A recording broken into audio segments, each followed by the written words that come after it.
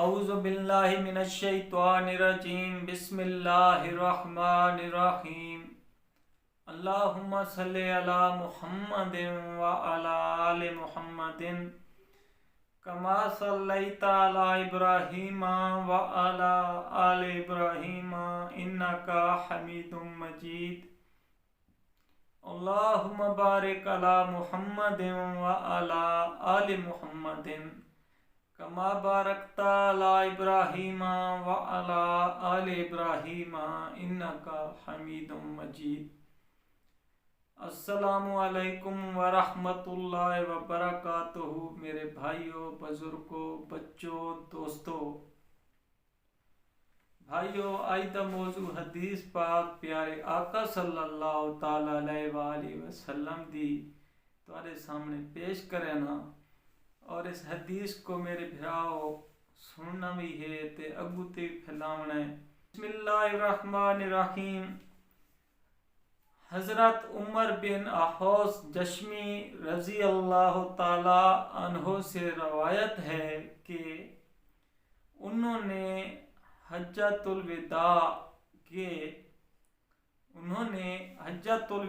میں نبی اکرم صلی اللہ تعالی علیہ وآلہ وسلم حضرت عمر بن احوص جشمی رضی اللہ تعالی عنہ سے روایت ہے کہ انہوں نے حجۃ الوداع میں نبی اکرم صلی اللہ تعالی علیہ وآلہ وسلم کو خطبہ ارشاد فرماتے ہوئے سنا۔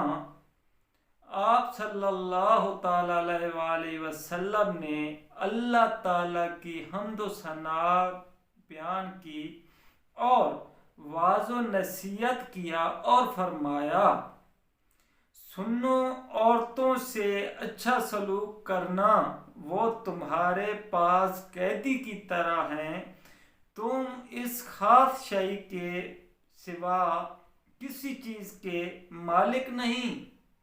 ہاں، اگر وہ کھلی بے حیائی کریں تو سزا کی مستحق ہو سکتی ہیں، سو اگر وہ اس کا ارتکاب کریں تو ان کو بستروں سے الگ کر دو۔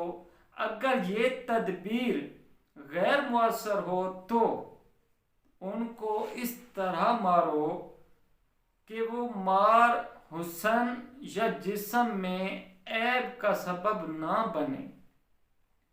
پھر اگر وہ تمہاری اطاعت کریں تو ان پر اعتراض کا راستہ تلاش نہ کرو۔ خبردار، تمہاری بیویوں پر حق ہے اور تمہاری بیویوں کا تم پر حق ہے۔ ان پر تمہارا حق یہ ہے کہ تمہارے بستر پر تمہارے ناپسندیدہ لوگوں کو نہ بیٹھنے دیں اور نہ ان کو گھر میں آنے دیں، اور عورتوں کا حق تم پر یہ ہے کہ تم ان کی طرف کپڑے اور کھانے کے سلسلے میں بھلائی کرو۔ امام ترمذی نے اس حدیث کو روایت کیا اور کہا یہ حدیث حسن صحیح ہے۔ خاوند کے محتاط ہونے میں رسول اللہ صلی اللہ تعالی علیہ وآلہ وسلم نے عورت کو قیدی سے تشبیہ دی۔ سخت تکلیف دہ مار، اور آپ صلی اللہ تعالی علیہ وآلہ وسلم کا ارشاد،